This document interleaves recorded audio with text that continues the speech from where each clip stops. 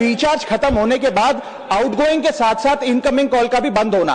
Sir, जब prepaid plan expire होता है या मोबाइल रिचार्ज की वैलिडिटी खत्म होती है तो आपकी आवाज बंद कर दी जाती है। फोन मेरा, सिम कार्ड मेरा, नंबर मेरा होने के बाद आउटगोइंग कॉल बंद होना समझ आता है, लेकिन इनकमिंग कॉल बंद होना सरासर हमारा मोबाइल नंबर आज हमारी डिजिटल पहचान बन चुका है। का कॉल, हॉस्पिटल का कॉल, माँ बाप का गांव से कॉल, तमाम चीजें इनकमिंग कॉल और इनकमिंग एसएमएस से आती है और वो इसलिए बंद कर दिया जाता है कि इंसान एक रिचार्ज कराना भूल गया। सर, इनकमिंग कॉल बंद करना is not stopping of a service. आज मैंने सदन में देश के प्रीपेड रिचार्ज कराकर अपना मोबाइल फोन चलाने वाले मोबाइल फोन यूजर्स का मुद्दा उठाया और दो अहम बातें रखी। पहली कि किस प्रकार से आपका रिचार्ज जब समाप्त हो जाता है, वैलिडिटी ओवर हो जाती है, तो आउटगोइंग कॉल का बंद होना समझ में आता है, लेकिन इनकमिंग कॉल भी उसके साथ बंद कर देना उचित नहीं है। ये टेलीकॉम कंपनियों की मनमानी है जिस पे रोक लगनी चाहिए।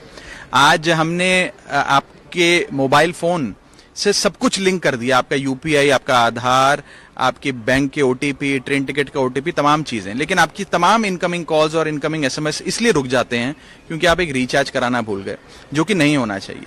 मैंने सदन में कोई फ्री आउटगोइंग कॉल्स देने की मांग नहीं रखी, फ्री डेटा देने की मांग नहीं रखी, लेकिन एक साधारण सी बात रखी कि इनकमिंग कॉल कम से कम 1 साल तक from the date of the last recharge चलती रहनी चाहिए, ताकि देश का आम आदमी अपना राइट टू कम्युनिकेशन जो है वो सरेंडर ना करे, उसका उस लहजे में अगर बात रखें तो उसका शोषण ना हो।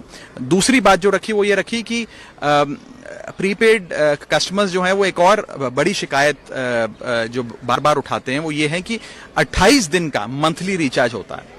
कैलेंडर में महीने के हिसाब से या तो 30 का महीना होता है, 31 का महीना होता है, लेकिन ये टेलीकॉम ऑपरेटर्स जो हैं ये 28 दिन का रिचार्ज प्लान बेचते हैं ताकि आपको साल में महीने भले 12 हों लेकिन रिचार्ज 13 टाइम्स कराना पड़े।